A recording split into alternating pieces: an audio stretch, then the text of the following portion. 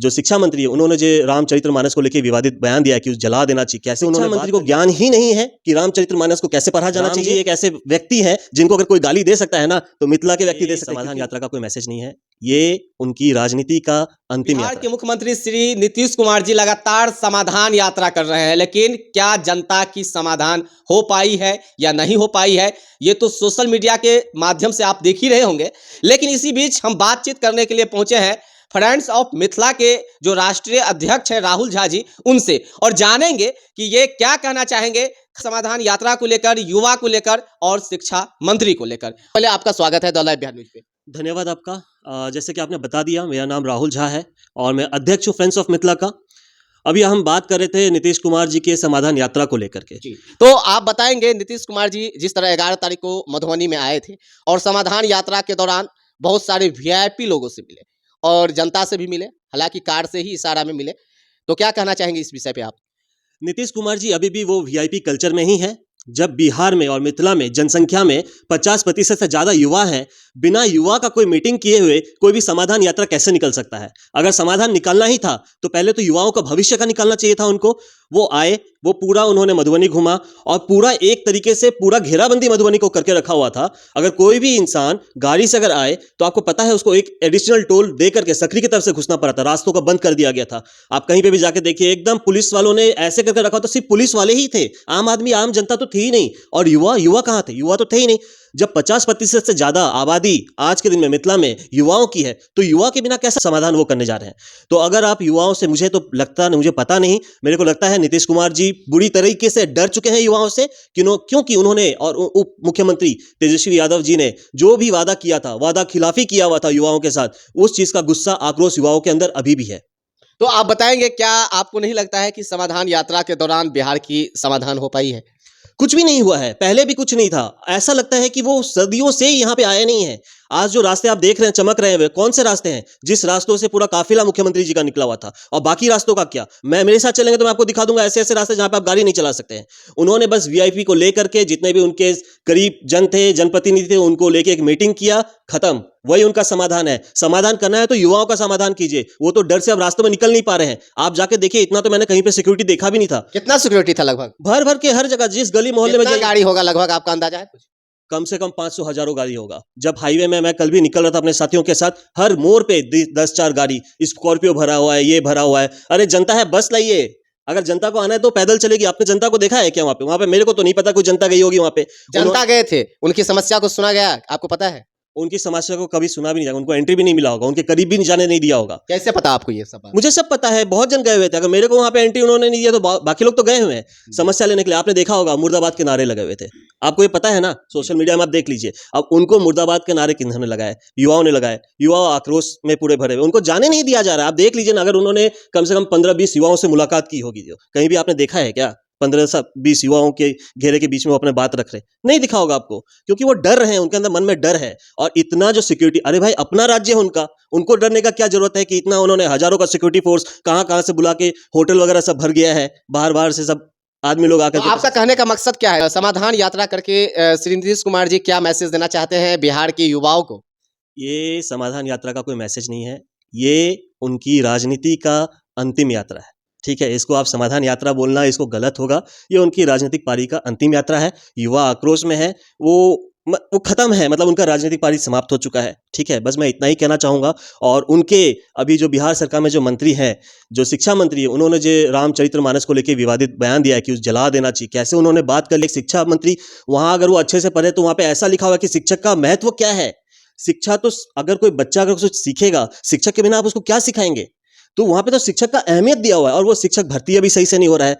तो मेरे को अब समझ में आ गया कि क्या है, शिक्षा मंत्री को ज्ञान ही नहीं है कि रामचरितमानस को कैसे पढ़ा जाना चाहिए। और अगर उन्होंने सही तरीके से रामचरितमानस पढ़ा होता तो शिक्षक के अहमियत को वो समझते। तो क्या आपको लगता है कि शिक्षा मंत्री पद दे दिया गया है शिक्षा मंत्री जी को, तो क्या उनको बगैर ज्ञान को दिया गया है? आपका क्या कहने का मकसद है, क्या कहना चाहते हैं? उनके पास कोई ज्ञान नहीं है। ये कैसे आप साबित कर सकते हैं? कैसे? उन्होंने बात ही ऐसा किया हुआ है। अगर उनको ज्ञान होता है, आप स्कूल खोल दीजिए, बिना शिक्षक का आप स्कूल चला सकते हैं क्या? आप तो वही वाला बात हो गया कि दुकान खोल दिया, दुकानदार बैठेगा नहीं।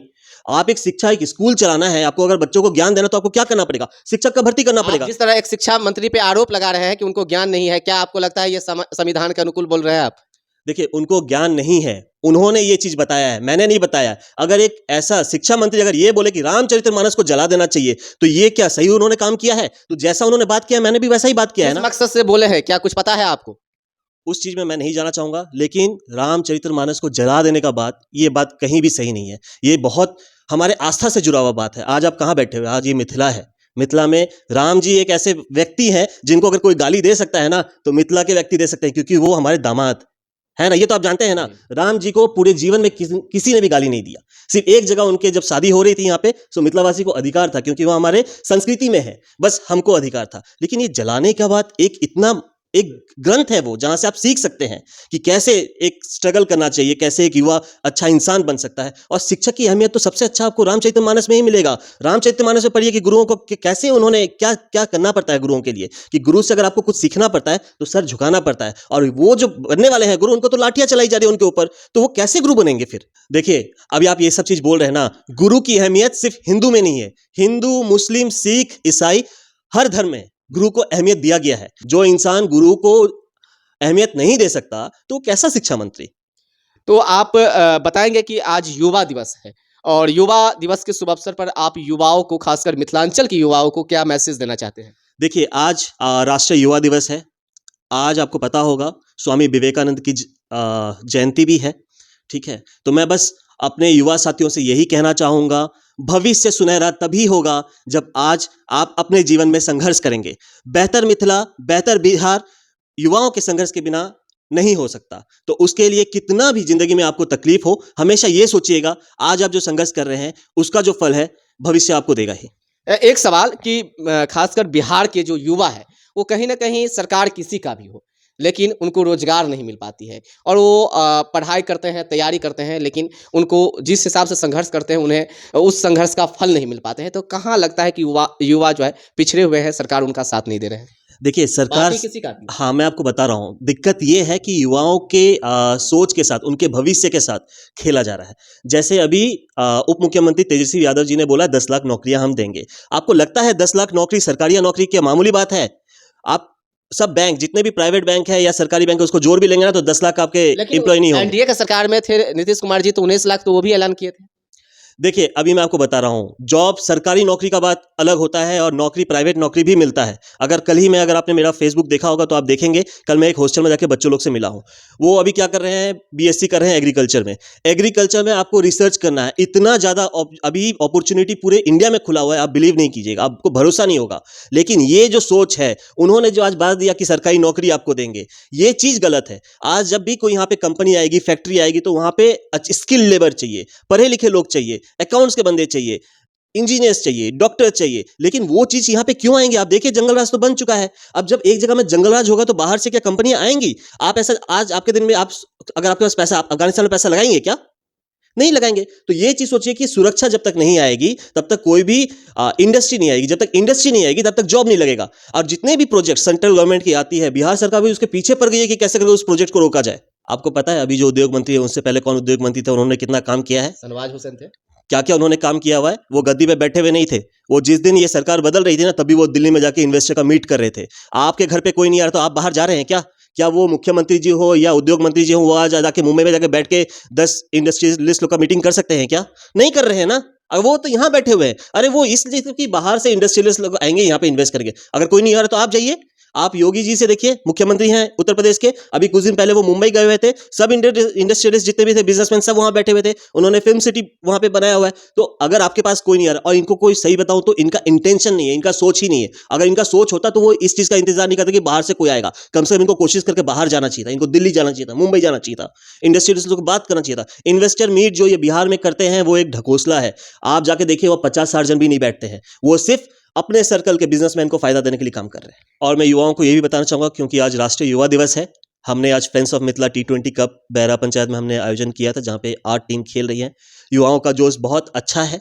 मैंने उनको ये चीज़ भी संदेश दिया है कि जो भी अपने संघर्ष अपने जीवन में कर रहे हैं, हर चीज़, जिस चीज़ में जो उनका सपना है उसको पूरा करने के लिए उनको जी तोड़, मेहनत, कोशिश, हर चीज़ करनी पड़ेगी। तो हमने आज उसका शुभारंभ भी किया है, friends of Mithila T20 cup. मैं चाहता हूँ कि आप सब दर्शक के रूप में बैरा पंचायत में जो ये प्रोग्राम हो रहा है वहाँ पधारें, देखिए कैसे करके युवाओं की प्रतिभाएं आपको वहाँ पे दिखेंगी। बस मैं इतना ही कहना चाहूँगा।